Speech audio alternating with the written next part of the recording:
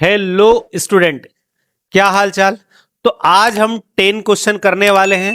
Class 10th के science के student, मैं आपको डेली 10 क्वेश्चन करवाने वाला हूं, जो कि आपको 15 डेज में 150 क्वेश्चन कंप्लीट करवाऊंगा। और ये वो क्वेश्चन होंगे जो कि आपके बोर्ड एग्जाम में आने के मोर चांसेस होंगे।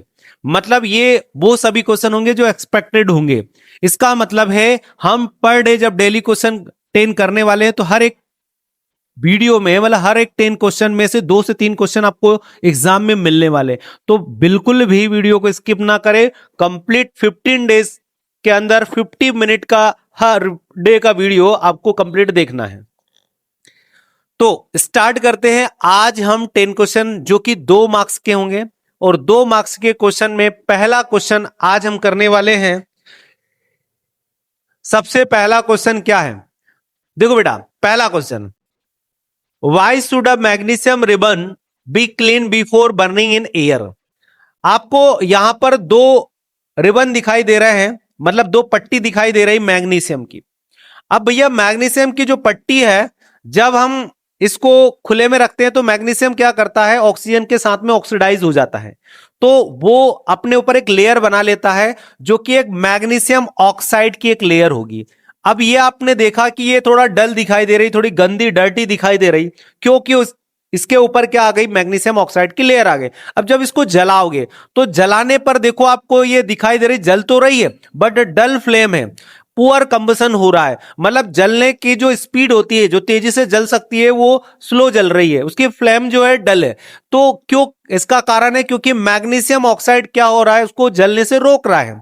तो अब इसको हमें जलाना है, तो हम क्या करेंगे, इसके ऊपर की जो लेयर है उसको हटा देंगे। तो इसके लिए हटाने के लिए क्या करते हैं, हम सैंड पेपर लेंगे और इसको रब करेंगे, जिससे रिमूव हो जाएगी क्या, ऑक्साइड की लेयर, मतलब मैग्नीशियम ऑक्साइड की लेयर क्या हो जाएगी, रिमूव हो जाएगी, जिससे ये चमकीली एकदम शाइनिंग करती हुई क्लीन मैग्नीशियम रिबन तैयार हो जाएगी। अब जब इसको आप बर्न करोगे तो देखो आपको ये ब्राइट फ्लेम के साथ में तेजी से जलती हुई दिखाई दे रही। यही कारण है कि मैग्नीशियम को जलाने से पहले, बर्न करने से पहले हमें उसको क्लीन करना पड़ता है। क्लीन करने से क्या होगा, मैग्नीशियम की लेयर हट जाएगी और ये तेजी से बर्न होने लगेगी। आ गई बात समझ में। ये पहला क्वेश्चन बहुत इंपॉर्टेंट है बेटा, है ना। हर एक क्वेश्चन इंपॉर्टेंट होने वाला है। आज 10 क्वेश्चन करेंगे, जिसमें एग्जाम में आपको 2 से 3 क्वेश्चन मिलेंगे। Okay, question number second. Question number second ध्यान समझना बेटा।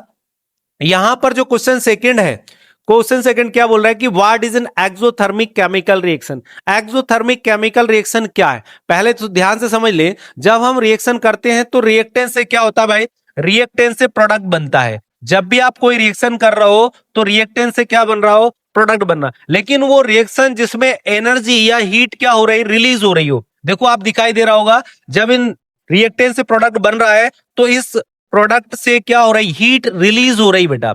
हीट क्या हो रही है, रिलीज हो रही है। जब हीट रिलीज हो रही है, इसका कारण है क्योंकि हम जब टेम्परेचर इंक्रीज करते हैं, टेम्परेचर इंक्रीज होता है तो एनर्जी रिलीज होती है।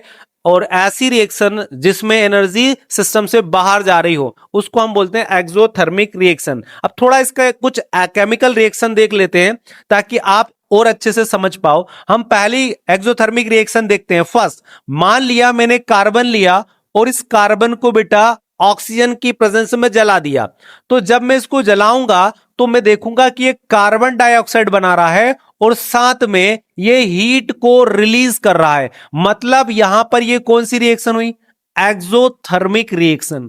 ओके, अब ये जो एक्सोथर्मिक रिएक्शन है, इसमें क्या हो रहा है बेटा, हीट रिलीज हो रही। क्या रिलीज हो रही है बेटा, हीट। सेकंड एग्जांपल देख लेते हैं। मान लो हम क्या कर ले कि मैंने क्या किया, एक मैग्नीशियम, जैसे अभी मैग्नीशियम के रिबन का हमने देखा था, वो भी एग्जांपल यहां पर लिख सकते हो। तो मैग्नीशियम लिया और इसको हमने जलाया। जब हमने इसको जलाया तो याद रखिएगा, मैग्नीशियम जला तो मैग्नीशियम ऑक्साइड बना, बट इसने भी क्या करा, हीट को रिलीज किया। मतलब ये भी कौन सी रिएक्शन है बेटा, एक्सोथर्मिक रिएक्शन। कौन सी रिएक्शन है बेटा, एक्सोथर्मिक रिएक्शन। ऐसे बहुत सारे एग्जांपल है बेटा। और देखें, हम 3-4 एग्जांपल देख लेते। मान लो मैंने क्या करा बेटा, HCl लिया। हमने HCl के साथ में सोडियम हाइड्रोक्साइड को डाल दिया, मतलब ये एसिड हो गया बेटा, ये एसिड हो गया, ये क्या हो गया बेटा, बेस हो गया, मतलब हम इसको अम्ल बोलते हैं, और ये हो गया क्षार। अच्छा ये याद रखना एक रिएक्शन का एग्जांपल है, न्यूट्रलाइजेशन रिएक्शन आपने पढ़ी होगी, तो भाई ये कौन सी रिएक्शन है, न्यूट्रलाइज, लेकिन ये एक्सोथर्मिक भी है। एक्सोथर्मिक क्यों कहें कि जब हम एसिड और बेस को मिक्स करते हैं तो यहां पर सोडियम क्लोराइड बनता है और वाटर बनता है, बट इसमें क्या होता है बेटा, हीट रिलीज होती है। इसका मतलब है ये न्यूट्रलाइजेशन रिएक्शन तो है, न्यूट्रलाइजेशन रिएक्शन तो है बेटा, बट न्यूट्रलाइजेशन रिएक्शन के साथ में, न्यूट्रलाइजेशन रिएक्शन के साथ में ये क्या है बेटा, एक्सोथर्मिक रिएक्शन भी है। कौन सी रिएक्शन बेटा, एक्सोथर्मिक रिएक्शन। तो ये हमारे पास एक्सोथर्मिक रिएक्शन के एग्जांपल, और ऐसे बहुत सारे, जैसे हमारे बॉडी के अंदर जब हम खाना खाते तो खाने का क्या होता है, डिकम्पोजिशन होता है, तो डिकम्पोजिशन होने के साथ में उसमें से भी क्या होती है, एनर्जी रिलीज होती है, तो वो भी एक एग्जांपल है। ओके, अब हम बात करते हैं अगले थर्ड क्वेश्चन की। क्वेश्चन नंबर थर्ड, अभी हमने एक्सोथर्मिक पढ़ा, अब हम एंडोथर्मिक की बात करते हैं। एंडो का मतलब होता है इन, मतलब अंदर की तरफ, मतलब कि जब सराउंडिंग की जो हीट है, हमारे एटमॉस्फेयर में जो हीट है, उसको क्या कर रही है, रिएक्शन करते समय प्रोडक्ट बन रहा है तो एनर्जी को एब्जॉर्ब कर रही है। तो देखो, an endothermic reaction is chemical reaction that absorb heat from the surrounding से क्या की जा रही, हीट को एब्जॉर्ब की जा रही है। अब यहां पर देखो क्लियर समझ में आ रहा होगा कि भाई ये रिएक्टेंट है और ये प्रोडक्ट बना रहा है, प्रोडक्ट तो बन रहा है, लेकिन यहां पर टेम्परेचर क्या हो रहा है, डिक्रीज हो रहा है। इससे पहले वाले में क्या होता है, टेम्परेचर इंक्रीज हो रहा था क्योंकि हीट रिलीज हो रही थी, यहां पर टेम्परेचर क्या हो रहा है, डिक्रीज हो रहा है क्योंकि एनर्जी के रूप में हीट को एब्जॉर्ब किया जा रहा है। तो सिस्टम में एनर्जी क्या हो रही है, एब्जॉर्ब हो रही है। तो ऐसी रिएक्शन जहां पर एनर्जी को एब्जॉर्ब किया जा रहा है, ले लिया जा रहा हो, ऐसी रिएक्शन को हम क्या बोलेंगे, एंडोथर्मिक रिएक्शन। अच्छा इसके भी एग्जांपल समझ ले, जैसे मान लिया जाए हमारे पास, अगर हम देखें जैसे कार्बन डाइऑक्साइड हमारे पास 6 मोल है और यहां पर 6 मोल वाटर ले लिया, अब दोनों को कंबाइन करा तो यहां पर ये ग्लूकोज बना बेटा, क्या बना बेटा, ये ग्लूकोज बना, और साथ में ऑक्सीजन रिलीज हुई। तो यहां पर एक्चुअली में हुआ क्या, देखो कार्बन डाइऑक्साइड और वाटर जब कॉम्बिनेट हुआ तो ये अपने आप नहीं हो रही है, ये हमारे एटमॉस्फेयर में जो सनलाइट के सोर्स से एनर्जी जब ये ली जाती है, एनर्जी मतलब हीट को एब्जॉर्ब की जाती है, तब जाके ये क्या बनता है बेटा, ये फूड मटेरियल बनता है।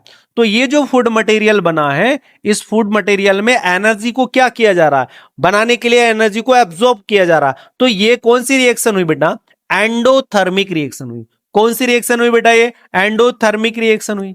ओके, अब हम और भी इसके एग्जांपल ले सकते हैं। मान लो हमने कैल्शियम कार्बोनेट लिया, अब कैल्शियम कार्बोनेट को हमने क्या करा, हीट करा, मतलब एनर्जी इसने एब्जॉर्ब की, तो एब्जॉर्ब करने पर क्या हुआ, कैल्शियम ऑक्साइड बना और कार्बन डाइऑक्साइड गैस बनी। इसका मतलब है यहां पर भी एंडोथर्मिक रिएक्शन हो रही, एंडोथर्मिक रिएक्शन हो रही, मतलब ये एनर्जी को एब्जॉर्ब कर रहा है, तब जाके ये रिएक्टेंट से प्रोडक्ट बना रहा है।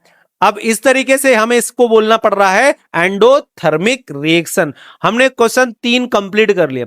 क्वेश्चन नंबर 4 की बात करते हैं बेटा। क्वेश्चन नंबर 4 मोस्ट इंपोर्टेंट है, ध्यान समझना। क्या बोल रहा है क्वेश्चन 4 कि how is the sex of a child determined in human being. भाई सुनो, ये आपको अभी ड्रॉ समझ में नहीं आ रहा, मैं पहले अपने तरफ से इसको एक ग्राफिकली बताऊं ताकि आपको आसानी से ये ड्रॉ समझ में आए। तो क्वेश्चन मोस्ट इंपोर्टेंट है कि भैया हम कैसे पता करें कि या कैसे पता किया जा सकता है कि आने वाली जनरेशन लड़की होगी या लड़का, मतलब जब फादर और मदर के थ्रू जब नए बच्चे का निर्माण होता है तो उस समय कौन रिस्पॉन्सिबल होता है कि वो लड़की होगी या लड़का होगा। तो इसके लिए क्या होता है, देखो सुनो, पहले थोड़ा मैं बेसिक बता देता हूं। सबसे पहले बात करते हैं कि जो ह्यूमन बीइंग होता है, इसके बॉडी के अंदर कितने भाई 46 क्रोमोसोम होते हैं, ये टोटल नंबर ऑफ क्रोमोसोम है, और अगर पेयर में आप बात करेंगे तो ये 23 होंगे। अब यहां पर 23 तो पेयर में है, 46 क्या है बेटा, नंबर ऑफ क्रोमोसोम है। ओके, अब हम बात करते हैं कि जो मेल है, मेल, अब मेल के अंदर टोटल नंबर ऑफ क्रोमोसोम कितने होते हैं भाई, 46 होते हैं। कितने होते हैं, 46। ध्यान देना, अब 46 होते हैं जिसमें 44 तो क्या होते हैं बेटा, ऑटोसोम होते हैं। 44 तो ऑटोसोम होते हैं। और यहां पर एक्स वाई जो होता है, याद रखना, एक्स वाई को हम सेक्स क्रोमोसोम बोलते हैं, ये है सेक्स क्रोमोसोम।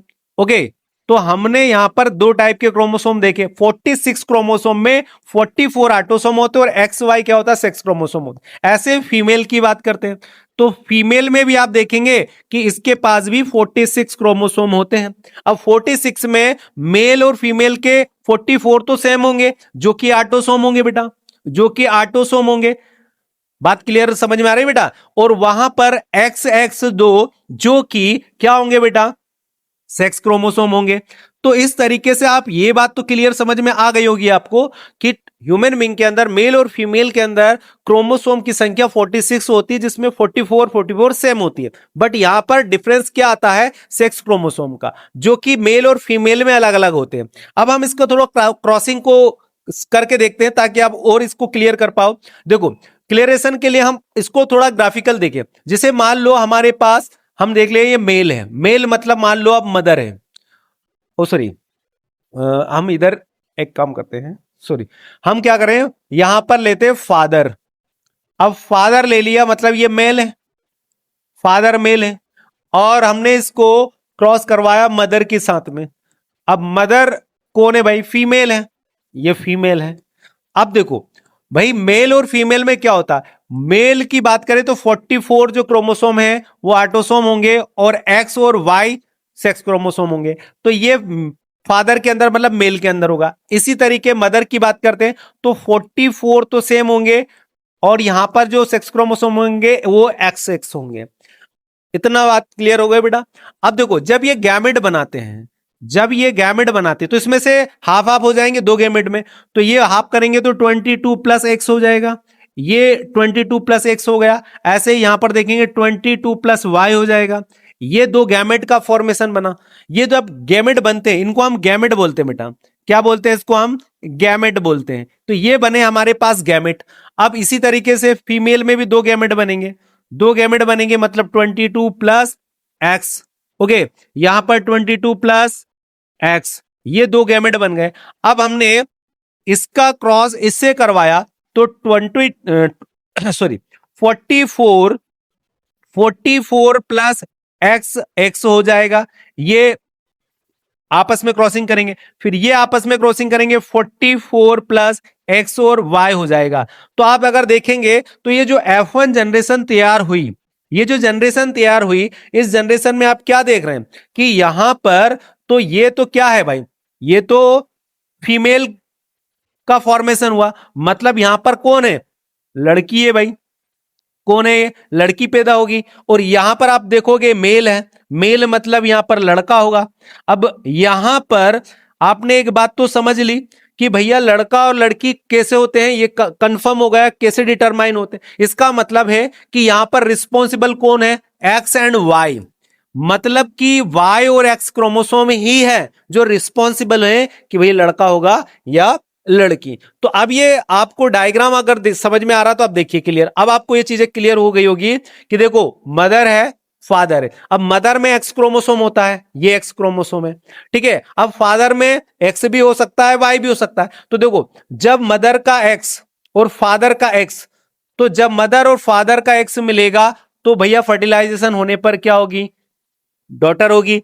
इसी तरीके से मदर का एक्स और फीमेल का, सॉरी मेल का वाई, तो एक्स और वाई दोनों मिलेंगे तो क्या होगा भाई, बॉय होगा, मतलब सन होगा। इसका मतलब है कि 50% एक्स और 50% वाई दोनों रिस्पॉन्सिबल होते हैं लड़के और लड़की के लिए। तो इस तरीके से हम डिटरमाइन कर सकते हैं। तो आप इस डायग्राम को अब क्लियर समझ में आ गया होगा या समझ चुके होंगे। अब हम अगले क्वेश्चन पर चलते हैं, क्वेश्चन नंबर 5। अब क्वेश्चन नंबर 5 की बात करते हैं, डोबेरियर ट्रेड। ध्यान सुनना, ये मोस्ट इंपोर्टेंट क्वेश्चन है। रूल क्या है भैया, या डोबेरियर का त्रियक नियम क्या है? त्रियक नियम का मतलब होता है तीन एलिमेंट का रूल क्या है। तो देखो, उन्होंने बड़े अच्छे तरीके से समझाया, और ये उस समय समझाया जब एलिमेंट की डिस्कवरी 9 तक हुई थी, मतलब 9 एलिमेंट को डिस्कवर किया जा चुका था। तो उस समय इनके द्वारा जो नियम आया था या लॉ आया था, उसमें ये बोला गया कि भाई जो पहला एलिमेंट्स, ध्यान समझना, ये पहला एलिमेंट्स और ये थर्ड एलिमेंट्स, तो वो बोल रहे हैं कि जो पहला फर्स्ट वाला एलिमेंट्स है और ये जो थर्ड एलिमेंट्स है, इन दोनों के मास का अगर हम सम कर दें और उसका जो एवरेज मास आएगा, भाई आपने क्या करा, इसको सम करा और 2 से डिवाइड करा, तो जब उसका सम आया तो कितना है 23। तो बोल रहा है कि जो 23 आया उसके दोनों एलिमेंट के बीच वाले एलिमेंट का मास होगा।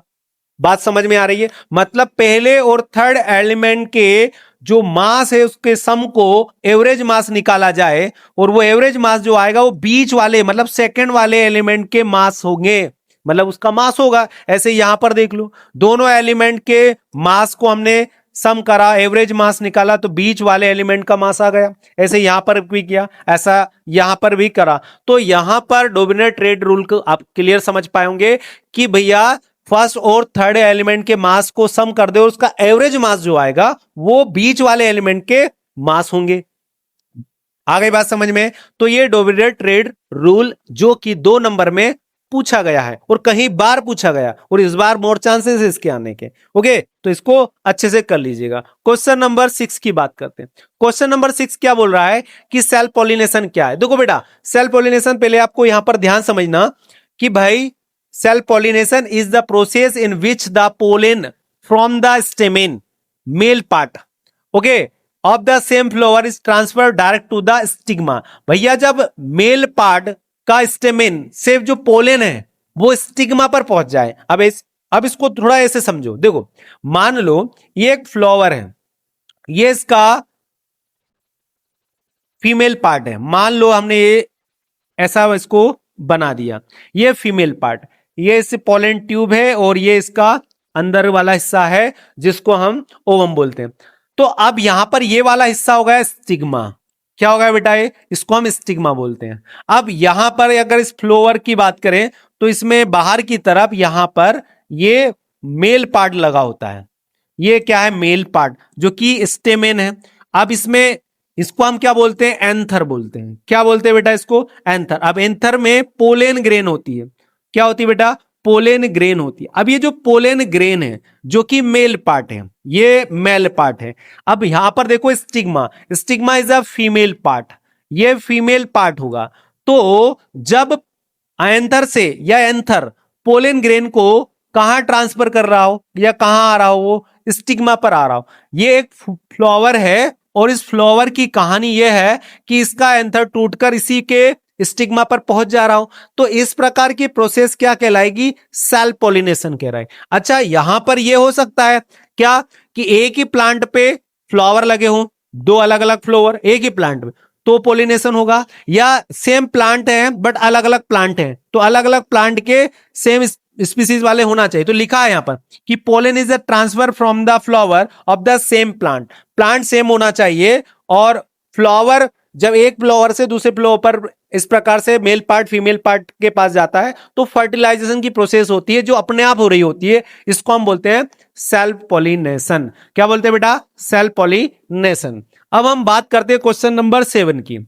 देखो, क्वेश्चन नंबर 7 क्या बोल रहा है कि व्हाई इज रिप्रोडक्शन एसेंशियल। देखो बेटा, रिप्रोडक्शन क्यों जरूरी है और ये क्यों रिस्पॉन्सिबल होता है हमारे कैरेक्टर्स को ट्रांसफर करने के। तो पहले तो हम क्वेश्चन जो पूछा उस पर डिस्कस करते हैं कि रिप्रोडक्शन क्यों जरूरी है, इसकी जरूरत क्यों है हमें। देखो, अगर रिप्रोडक्शन नहीं हुआ तो क्या नहीं होगा? एक कम्युनिटी नहीं बनेगी, कैरेक्टर ट्रांसफर नहीं होंगे, एक स्पीसीज ग्रो नहीं करेगी और हमारी बायोडायवर्सिटी या इवोल्यूशन स्टॉप हो जाएगी।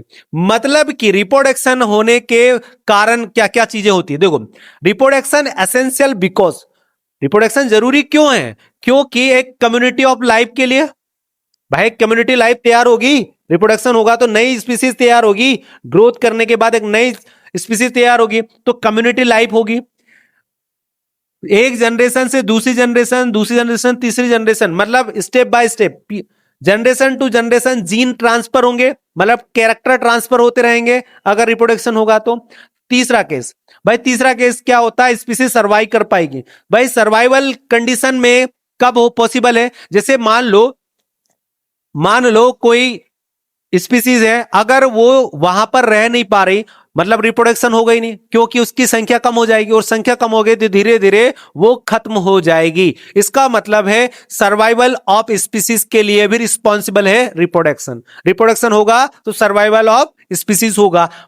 बायोडाइवर्सिटी, इवोल्यूशन, ये सब कुछ रिप्रोडक्शन के लिए जरूरी है। मतलब रिप्रोडक्शन होगा तो ये चीजें होना संभव है, अगर रिप्रोडक्शन नहीं हुआ तो ये संभव है क्या? नहीं होगा। मतलब ensure the continuous of life on the earth, मतलब अर्थ पर लाइफ को कंटिन्यू रखने के लिए रिप्रोडक्शन का होना जरूरी है। आ गई बात समझ में? क्वेश्चन नंबर 7 के बाद हम बात करते हैं क्वेश्चन नंबर 8 की। क्वेश्चन नंबर 8 क्या बोलता है बेटा, ध्यान समझना। हेरिडिटी क्या है भाई? हेरिडिटी एक ऐसी प्रोसेस है, ध्यान सुनना, ड्रो में एकदम क्लियर बात हो जाएगी। जैसे ये फादर है, अब फादर के जीन और मदर के जीन, भाई फादर और मदर के जीन उनके संतानों में, मतलब उनके बच्चों में जाएगी। तो बच्चों में जो जीन है वो क्या करते हैं, इनके कैरेक्टर्स को लेके जाते हैं। तो क्या लिखा, traits are the inherited through genes that are passed from parent to their offsprings. मतलब कि माता पिता के, फादर मदर के जो कैरेक्टर्स हैं, जो ट्रेड हैं, उनको जीन लेके जाते हैं कहां पर, उनके आने वाली जनरेशन में। तो ये जो प्रोसेस होती है जीनों के माध्यम से या जीनों के थ्रू ट्रेड्स या कैरेक्टर्स को नेक्स्ट जनरेशन में पहुंचाने का काम होता है। तो वो जो प्रोसेस होती है उसी को तो हम क्या बोलते हैं, हेरिडिटी बोलते हैं। क्या बोलते हैं बेटा इसको? हेरिडिटी बोलते हैं। बात समझ में आ गई बेटा? Question number 8। अब हम क्वेश्चन नंबर 9 की बात करें, मोस्ट इंपोर्टेंट क्वेश्चन। क्या बोल रहा है कि define the focal length of spherical mirror. तो बेटा ध्यान समझना, मान लो ये स्पेरिकल मिरर है, देखो ये स्पेरिकल मिरर है। पहले तो हम एक एक्सिस बना दें, ये एक प्रिंसिपल एक्सिस ले लो, और हमने ये मान लिया एक ये मिरर है, ये मिरर स्पेरिकल मिरर। और इस स्पेरिकल मिरर में आप अगर देखोगे तो ये तो हम मान लो इसको प्रिंसिपल एक्सिस, ये है प्रिंसिपल एक्सिस, ये इसका पोल वाला हिस्सा जिसको हमने पी नाम दे दिया। और अब अगर मान लो मैं किसी भी जगह पर, यहां पर अगर मैं इसको स्पेरिकल शेप दूं तो याद रखो, ठीक है, अब यहां पर ये इसका सेंटर ऑफ कर्वेचर हो गया, या मतलब रेडियस मान सकते हो। अब ये रेडियस अगर यहां से यहां तक की रेडियस आर है, ये आपका सेंटर ऑफ कर्वेचर सी है। तो याद रखना, पोल से, मतलब पोल से सेंटर ऑफ कर्वेचर की जो डिस्टेंस है, ध्यान सुनना मैं फिर बोल रहा हूं, अगर इसको हाफ कर दिया जाए, मतलब आपको पता है ना, अगर आपको क्या निकालना हो, यदि आपको फोकस डिस्टेंस निकालना है, फोकस पॉइंट निकालना है, तो आप क्या करते हैं, R/2 करते हैं। तो क्या आ जाएगी, फोकस डिस्टेंस आ जाएगी। मतलब अगर पोल से सेंटर ऑफ कर्वेचर की डिस्टेंस कितनी है भाई, 10 सेंटीमीटर, इसका आधा कितना हुआ, मान लो यहां पर ये एफ, ये 5 सेंटीमीटर आया। मतलब पोल से फोकस पॉइंट की जो डिस्टेंस होती है, इसी को तो हम बोलते हैं फोकल लेंथ। क्या बोलते हैं बेटा इसको? Focal length. ध्यान समझना, फोकल लेंथ बोलते हैं पोल से फोकस पॉइंट के बीच की डिस्टेंस। क्या लिखा बेटा, between the pole and the principal focus of a spherical mirror is called focal length. मतलब पोल से फोकस पॉइंट के बीच की डिस्टेंस जो होती है वो फोकल लेंथ होती है बेटा। बात समझ में आ गई? फोकस लेंथ क्लियर बेटा? अब फोकस लेंथ के बाद लास्ट क्वेश्चन हमारे पास बचा है मैग्निफिकेशन। ध्यान समझना बेटा, मैग्निफिकेशन का मतलब क्या होता है? देखो, मैग्निफिकेशन एक्चुअली में, magnification is the ratio of the height of the image to the height of the object.